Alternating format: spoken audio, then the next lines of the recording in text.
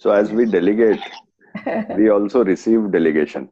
Of course, yes. And delegate word always says about giving, but receiving delegation is never thought of. I just picked up Yes, that right now. it's like communication. When you think of communication, Mhm.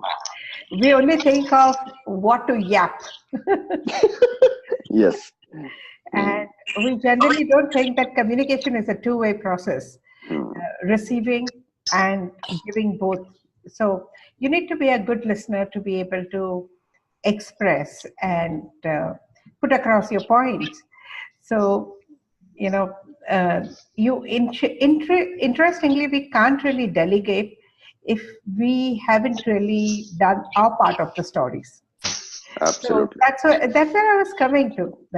Anyway, so let me just say hi to Rupal, Lalima, hi Uma. We Hi. presume you're from Meera's phone. Yes. Hi. Hi there, Hi. Ravi. Yes. Lovely. Okay, great. So lots of thoughts related to delegating or delegation. I don't know whether it's a right English word. Uh,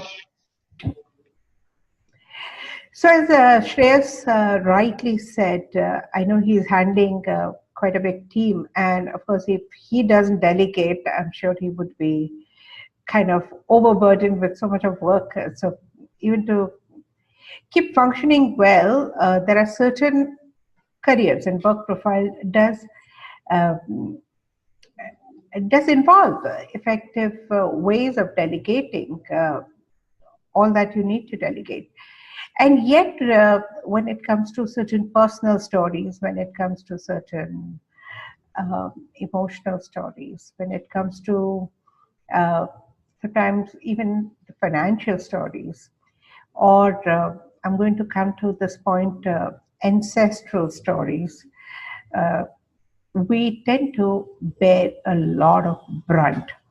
So this is about the heel chakra.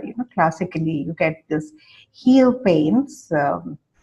One of the reasons behind this heel pains is bearing the brunt, and maybe being able to delegate is not exactly the opposite word for that. You could be bearing any kind of brunt. So you could be bearing the brunt, say financial brunt, emotional brunt, social brunt. Sometimes the brunt of being bullied, when the whole class bullies one person or the whole society bullies one particular family or a man, mm, you're bearing the brunt. There are times when you bear a financial brunt. So there are 8, 10 brothers and sisters, and when it comes to spending for parents, it would be only one brother who will do it. Or if it comes to, say, looking after aged parents, all others seems to be very busy. Only one particular child will end up taking care of all needs of parents. Sometimes they're bearing the brunt. That happens even in the commercial setup or professional setup where people tend to hand over certain work and important work and too much of work just to one person because that person doesn't say no and takes all that they need to take, or they even find it difficult to take and still they would take it because they can't say no. Or another reason would be to impress their bosses or impress themselves, or trying to put on, kind of prove it to themselves that, yeah, I can do it. I can handle it all. Others may not be able to do it. I've also seen metaphysically people bear the brunt because they feel they are capable enough. Others may not be able to take the kind of brunt that they are taking on. So might as well let it not be delegated, distributed, fairly handed over to others. No, I can take it and I can handle it, and it's me, and nobody's like me, and the story continues. So each one of us have gone through this experience of bearing the brunt at some level, where it seems pressure from every corner is coming to you. Now, there's a difference between being burdened and bearing the brunt. So you get burdened with a particular kind of a pressure. But when you're bearing the brunt, many times it's not just a particular kind of a pressure. There are different uh, brunts coming from different facets of your life, and that can make you feel like that heel, which is taking ultimately the brunt of the entire body and even the feet and everything. So it almost feels as if everybody's out to nail you down or put you in place or pressurize you, that kind of feeling. Now, the best idea would be to learn to say no, as in when you need to say no. And better would be probably to distribute, rather than saying no. So let's all do together. Part of you, you do it. Part of you, you can do it. Part of you, the other person can do it. Now, it all sounds so good when it just comes as a part of the conversation. But when you need to delegate, there are hundreds of excuses and reasons for not being able to effectively delegate, especially when there are no financial carrots given or no other carrots given, and you simply need to just delegate. Uh, One of the commonest reasons, because there are so many women with us, who are doing this program, what would happen if you really delegate? Okay, uh, just ask yourself that question. If you start, um, delegating everything, what would happen? Would you feel useless? Would you feel small? Would you feel obliged? Uh, would you become more vulnerable? Or would you be more respected for being able to delegate? Another question would be, what does that make you feel when you delegate and others really do not do a good job? Third question would be, what does it make you feel when you delegate and others do a wonderful job, so much good that it almost feels better than you or far, far, far superior than what you would have done? Then what would happen? What happens when you delegate all that you need to and you have nothing to do? You're practically free. Have you thought of those moments? So when you realize, and I don't know if you're ready to discuss that, would you like to discuss this right now? Unmute yourself and speak.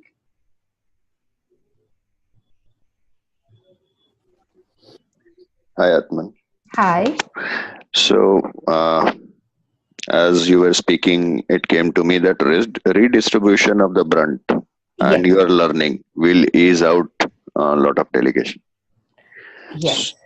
And when you delegate or when we delegate, Uh-huh. the first step towards delegation is building a trust with everybody. Yes. And That is the bridge on which the delegation will walk upon and go to the other side of the river. correct. And Yes. delegation also says that you are sharing or giving the responsibility to somebody to accomplish a task, but the accountability lies with you. Correct. So it is like breathing in and out, but there is a unseen bridge which is always there, Correct. and that connection will never, you can never lose. But yes, you have to build the trust, and always give that freedom for somebody to perform freely, and give that confidence also that it is okay to do mistakes. Correct. My question was, what if others start performing and outperforming? So when others starts performing and outperforming, it creates a situation where you do not have anything to do. Yes. So What that happens? is the time when you feel that yes, you are in a process of building leaders.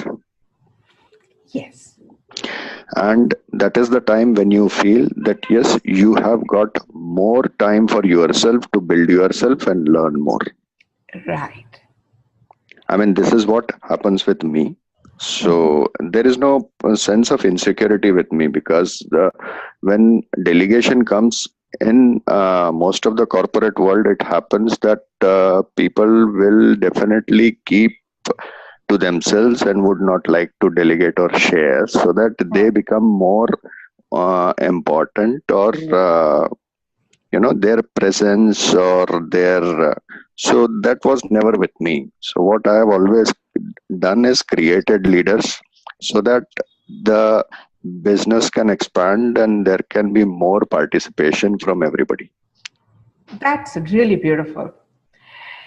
And yet, quite a few times at all fronts, I'm not talking about just professionally, Yeah. in many other areas, we find it sometimes slightly difficult to delegate.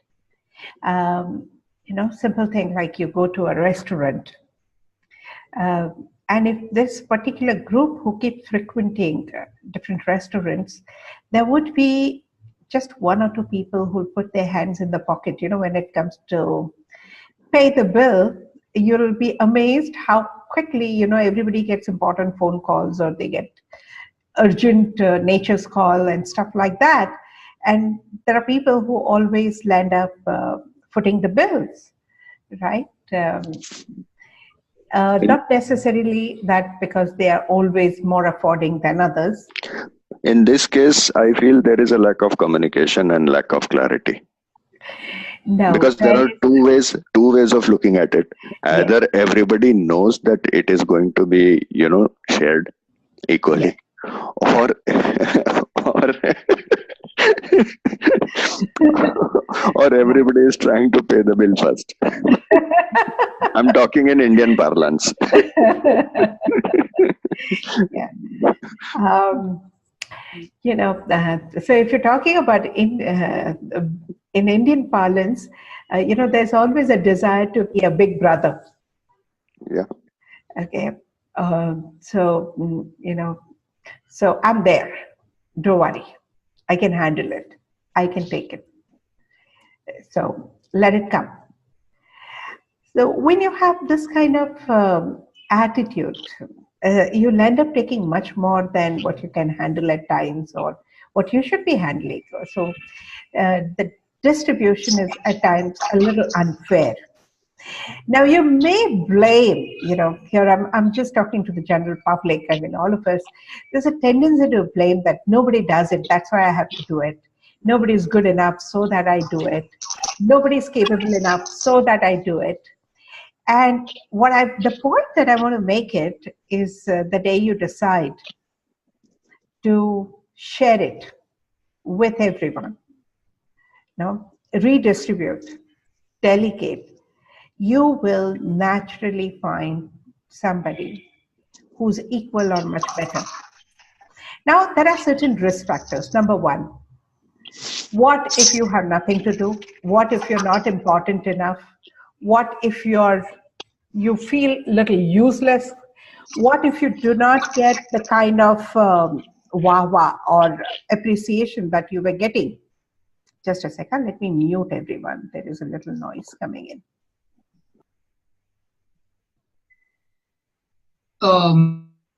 Sorry, Mujib, just a sec. Mujib, I unmute. Unmute and speak, please. Yeah. So, in the real world, when we talk about delegation, as Shreyas mentioned, in the corporate world and anywhere. So if you have a business, if you have employees, you'd look to delegate most of the things, trusting so that somebody can shoulder your load, and that would work. But when you are working for somebody and when you need to delegate your work, you have a certain position. So it's like all of your work is going down, and you start losing importance. This is the common pattern we get to see. So yes, I'm coming to the point. The point that I'm trying to make it is that is what you resist tends to persist. Okay, so it's the intent behind your move to delegate or your approach towards delegating what you're delegating. It's the intent that counts. So are you shrugging off because you're lazy now? Are you shrugging off because you feel incapable? Are you kind of passing it on because you want to escape something? Possibly whatever you're trying to escape may backfire and come back to you. Okay? So the very intent is vitally important over here. It's not about just shrugging it off. It's not about saying, hey, I don't want to take it all. One fine day you wake up and say, chuck it, yeah, let everybody take it. It's not me only. I'm not talking about those stories. I'm talking about why would you do it? Understand that. Okay. If you have something really a noble or a genuine reason for doing, and the reason could be different for different people. And if you understand the very reason why you want to do it, like Shreyas is very clear, I'm creating leaders and that's why I'm doing it. So that I have better things to do in my life, So why would you be actually giving things to others or delegating to others? And that reason is very, very important. And you must actually be very transparent about this reason, at least to your own self. So that's a very important question that you need to keep in mind. How would you be delegating? Is it a matter of pride because I'm a boss and you better do it, otherwise you'll lose your job tomorrow? Or, you better do it, otherwise I'll feel so hurt, so you will lose the relationships. Okay, you better do it, otherwise you'll lose the prestige. Are you giving a kind of threats and making people feel helpless? Or are you actually inspiring people to do their best? And that's how you're delegating, and that's why you're delegating. Okay. And what are you delegating? So how, why, and what? Keep those questions in mind. So what would you delegate? Is it a part of your daily routine? Is it a part of your professional stuff? Is it part of your social responsibilities or moral responsibilities? Or the karmic baggage, kind of I'm coming to the karma part of it later. So what are you really delegating? So once you're very clear on all the subjects, all these answers, it gets much easier. I'm just bouncing these questions that you start, so that you start thinking. Because today, most people complain about getting overworked and overburdened. Right from the children and teenagers and adults and mothers and fathers and even grandparents, and everybody seems to be doing much more than what they can cope up with, or bearing the brunt of different pressures. And yet it seems to be kind of a never-ending complaint. So obviously people are not finding effective solutions to that. So why is that happening? So that's my question. Over to you guys. Hey Aatmn. Hi Lalima. My question is, how about delegating in relationships? Okay. So how about, or how can you? Yes, because at times we end up feeling burdened, like I am the one who is putting in all the efforts and the other person is not. So the thing I'm scared of, like if I delegate and end up putting efforts from my side, what about the relationship? That's what I'm saying. Huh. Why would you delegate? First of all, why are you taking the pressures? Because maybe now I'm tired putting in efforts. But why were you taking so far? Because I wanted to. So, what were you getting in return? Importance. Yes. That too sometimes, not always. Yes. So. And now why do you want to pass it on? I'm done. I'm done.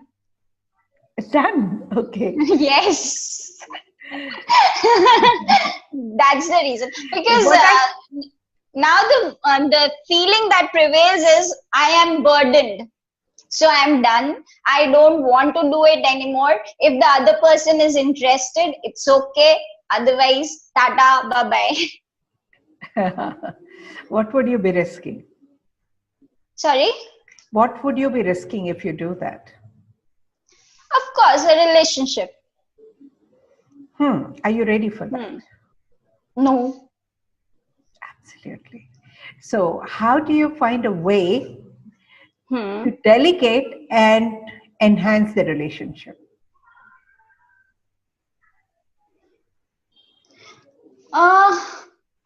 I think if I get to feel that yes, it is like 50-50. I'm also putting in efforts and the other person or other people in the relationships are also putting in efforts, and therefore it is working. So maybe I'll feel happy about it. Okay. So how would you inspire the other person to put in an effort?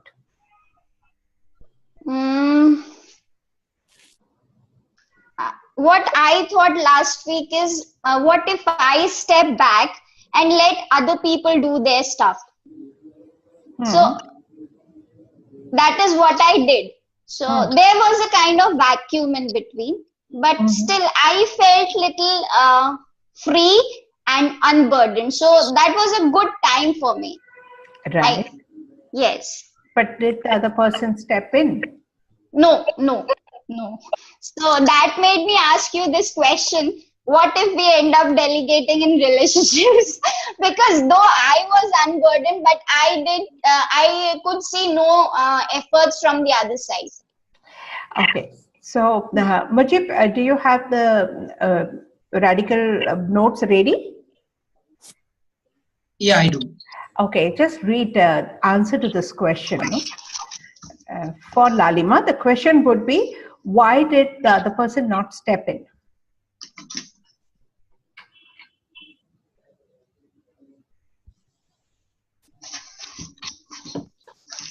Okay, so it's right confession chakra, reminder to compassionately create space where others can admit their mistakes. And how do you create this space compassionately?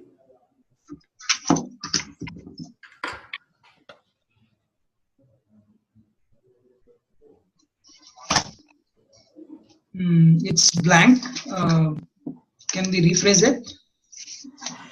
What should Lalima do so that the other person gets inspired to step in?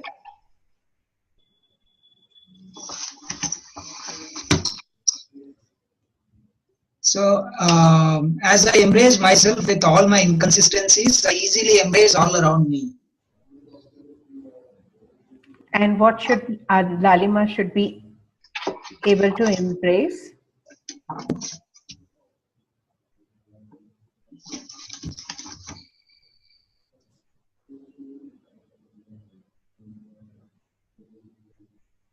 Okay. My attention goes to, you have an awareness of how to make a positive difference in your relationships. through your inner awareness. You also know that it is possible to enhance your awareness by being a good observer of your responses to your relationships. However, not necessarily all this awareness can be applied effectively as and when you need. The pieces of information might be scattered and may not make much sense to you always. You need to sit back, relax, contemplate, introspect, and examine your inner guidance and awareness of self with respect to your relationships. Assimilate, integrate, and incorporate this awareness in your responses to get the best out of you and all who are in relationship with you. So it's left awareness assimilation chakra. I heard that. You know what it is, right, Lalima? Yes, yes. Okay, you got your answer. I did. Thank you so much. You're welcome. That also says that stepping back is a good step actually. Yes. For some time. But with awareness. Yes, exactly. Okay. And you need to apply. See, again, it's about the intent. In your case also and otherwise also, that it's an intent. So you're stepping back and allowing this vacuum. All right. And you know the answer. There is an awareness. Okay. And allow your relationships to act as a mirror for you. True. Right. Keep looking at observing the relationships and you would be able to observe who you are being in that moment. And keep bringing in the shift in you, and you'll be able to see the shift happening in your relationships slowly and gradually. Right. Correct? And you know how to do it because that's what the reading says. Yes, of course. And Aatmn, actually, I want to admit, while we were doing this, the other person called. Interesting. That's surprising, and that too a video call. Wow, very good. So it worked right here. Okay, fantastic, great. So, thank you so much. Love you so much. Love you.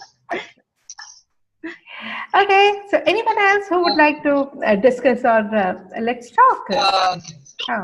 So Aatmn, I have another question. So what is the difference between bearing the brunt, that is related to delegating, and this old sense of responsibility? So are they, we have a point, chakra point for old sense of responsibility. The chakras, I think it is CC 2020 in abdomen. Yeah. So that only tells us that when we do anything out of a sense of responsibility, we are missing out on an opportunity to serve with love and devotion. Right. So when you do whatever you're doing with love and devotion, the effect is magical. But when you're doing as a sense of responsibility, overtly everything is fine, and yet you are not being effective enough. For example, the classical example that I give is a responsible mother will feed baby every 2 hours because doctor has said. But a loving, caring mother or a devoted mother will wait for the baby to feel hungry, even if she has to go to the market. She will wait when the baby is hungry, she'll feed, and then she'll step out. Right, thank you. What I'm trying to understand is in so many businesses, people take up a lot of load. Yeah, the responsibility. They are like, I would need to do it. It's an odd sense of responsibility. Yes. So does it have anything to do with delegations as well? In a way, yes. It has something to do with delegation also. Essentially, the responsibility arises out of a sense of ego also. Desire to be right, Mr. Perfect, Miss Correct, you know. And that I'm not talking about being responsible, assuming responsibility. Okay, I'm talking about feeling responsible, which is out of ego. Assuming responsibility is different, that is taking charge. But feeling responsible can burden you.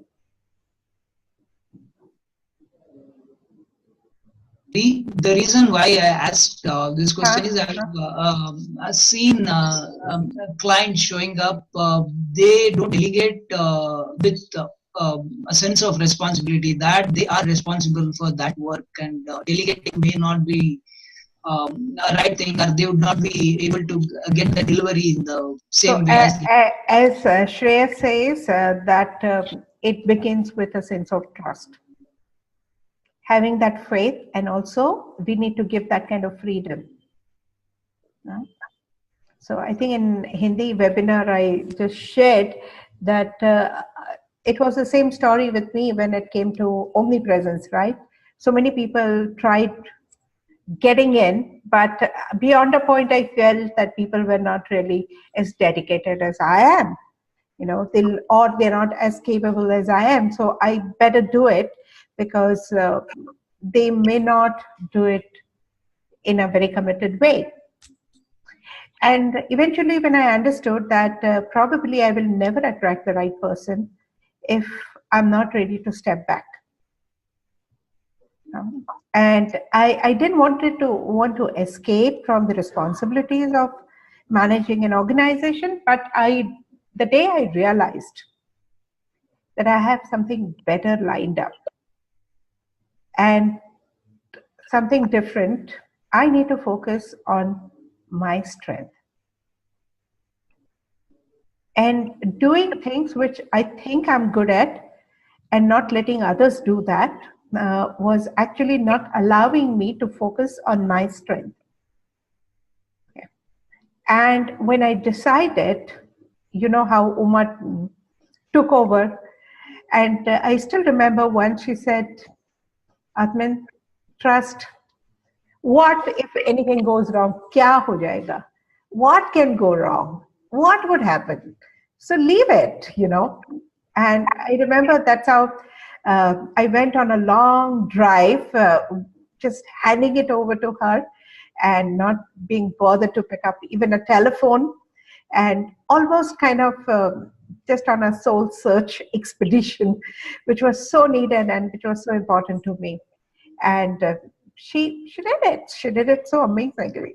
And I know not everything is her, it's a part of the comfort zone, and yet she managed. I had to just simply allow it and trust. That sometimes is missing.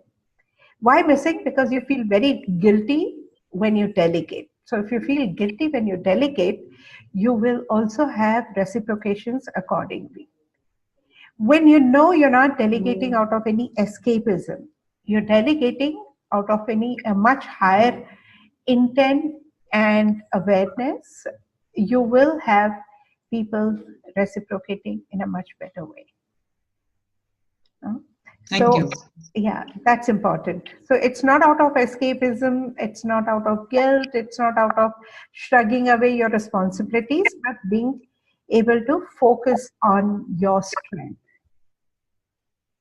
So having said that, of course, next week we are going to focus on the strength. The topic is focusing on your strength, right? So what is your strength? So that's a question I'm going to leave you guys with. So if you know what's your strength, you will focus on your strength. And the moment you focus on the strength, it gets easier and easier for you to delegate what is not really your strength.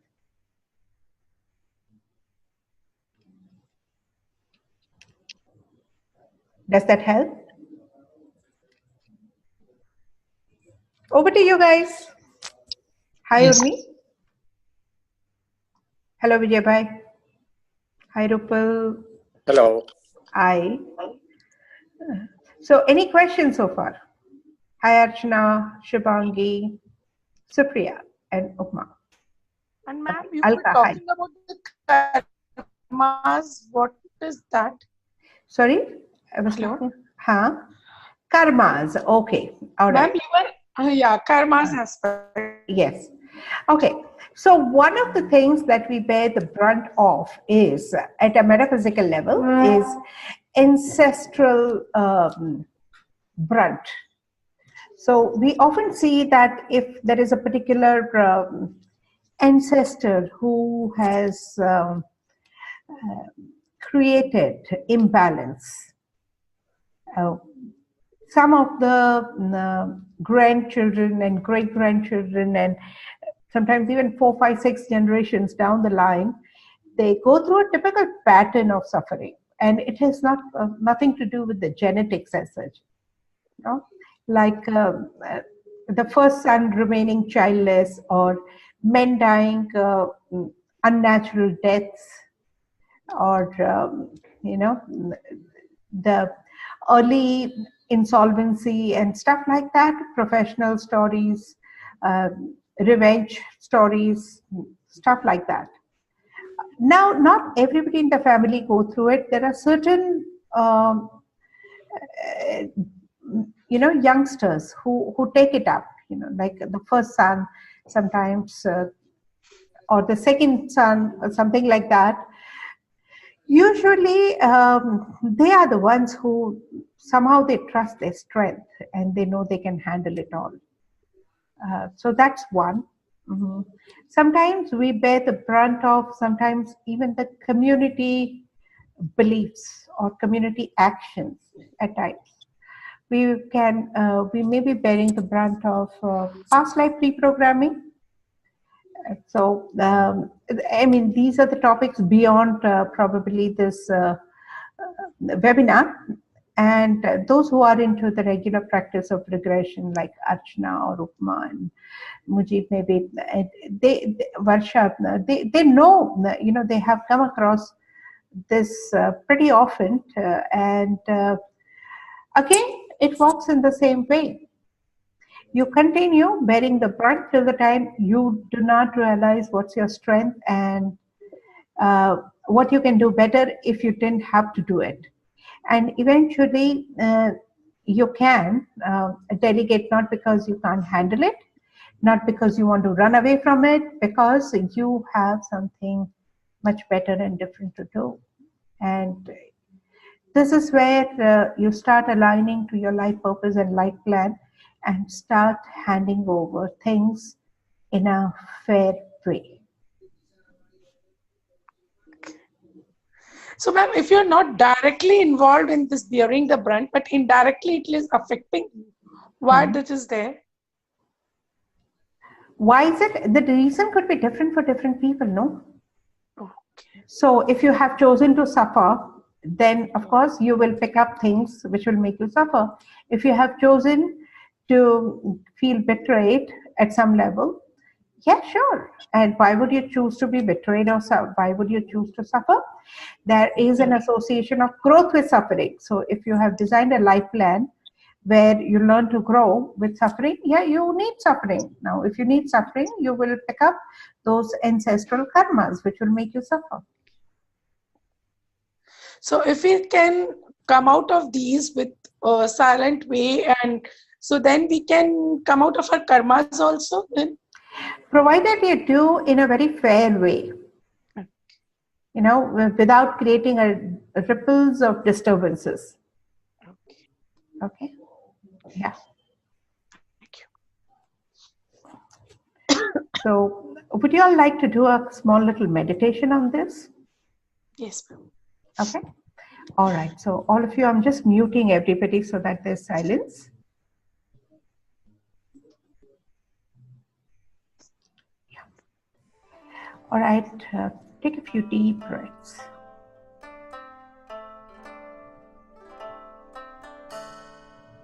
Breathe in and breathe out.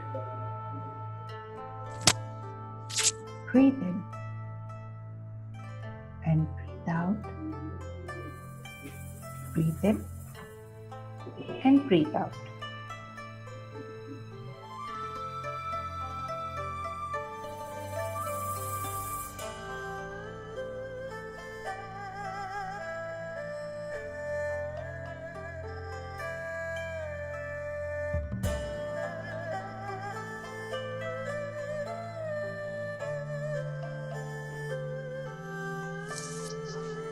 Slowly and gradually, find your body relaxing more and more.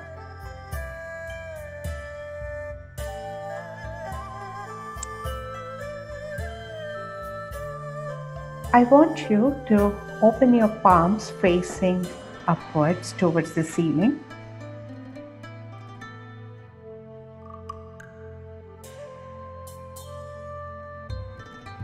And simply intend that if there is any energetic brunt that I'm bearing, may this brunt be felt in my open palms. And you will feel the energetic presence of the brunt that you're bearing.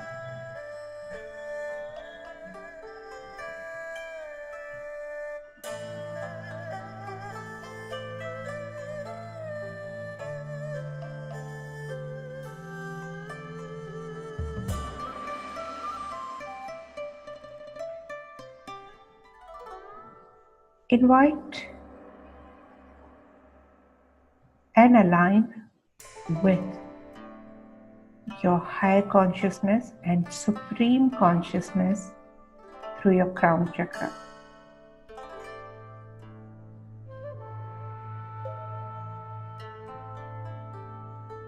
And feel a ray of light passing from supreme consciousness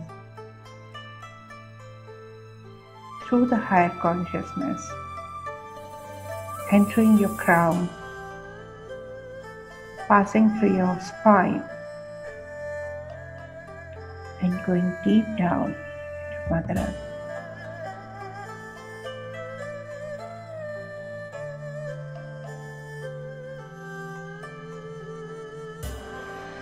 Remaining focused and totally centered.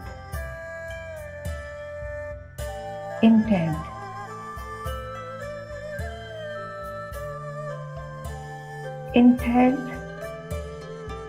to remain aligned with the purpose of your life.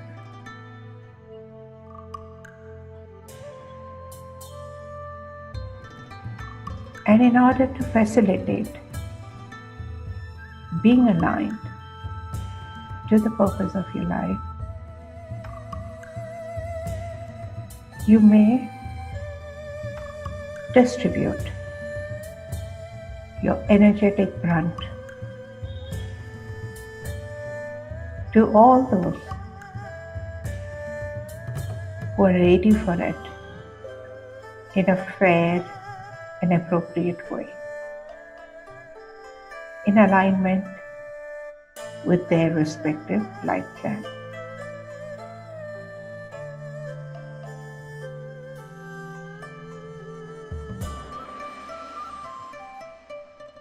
Feel the energy of the palms shifting.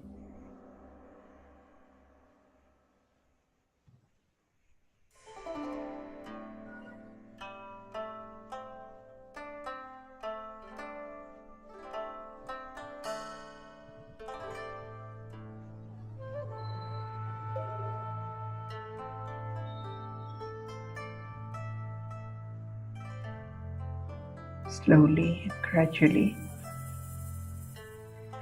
as you start feeling your palms getting emptier and emptier, bring them closer and join them as if you're saying Namaste.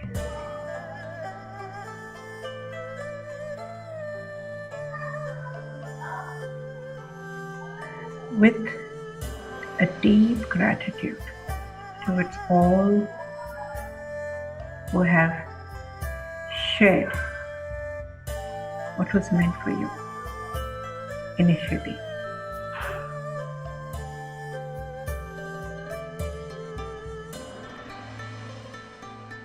And commit yourself to do, serve, perform or experience what's in total alignment with your life plan, with 100% dedication and love.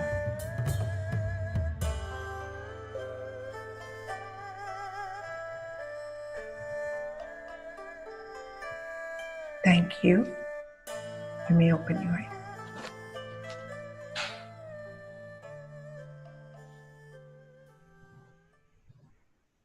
Thank you so much. It was Welcome. very powerful. Thank you, ma'am. Thank you, ma'am. Thank you, Aatmn. Welcome. Thank Thank you, you. Aatmn. Thank Thank you. you, Aatmn. Have a Thank you, great Aatmn. week ahead. Can we have the recording of this? Yes, we will. Yeah, because I missed most of it. Okay, perfect. Thank you. Thank you. It's been recorded. Bye-bye. And have a great week. The homework for the next week is focusing on your strength. Okay. Aatmn, I'd like to share one thing. Yes, Rupal. Today experience was there in the evening actually, which I had talked to Uma also, but then I didn't get time and she asked me to share on the webinar. Yes, And please. yesterday we did this meditation yesterday also in the afternoon. Yes, we did. And I told you about my burning sensation and the vacuum in the feet that I was having. Right. And you had told me to consult about who that particular energy source is that wants to communicate with me. Right. About it, but I could not get any answer at that time. Then in the evening, from 4 to 5, the webinar we had, in that duration, we had some sensations at that time. Mujib was talking about delegation only. And we did some affirmations on that. At the R5 affirmations we did on that. And after completing the webinar at that time, I sat for a meditation for almost an hour after that. And I could literally see a full image of Ganesha. I'm not a visual generally otherwise, but I could see a full image of Ganesha, and it was fully a golden color image. I could see that in front of me. Beautiful. How did you feel? It was a beautiful feeling. Actually, I'm still getting goosebumps when I'm telling you about it. Yes. Awesome. It was an awesome feeling. Still trying to download the messages now, but I could see that at that moment. It shall happen. Okay. All right, guys. Have a great week ahead. As I said, I will be adding some of the affirmations that you can do to be able to delegate in a much better way. Keep practicing those affirmations, right? Okay. Bye. Good night.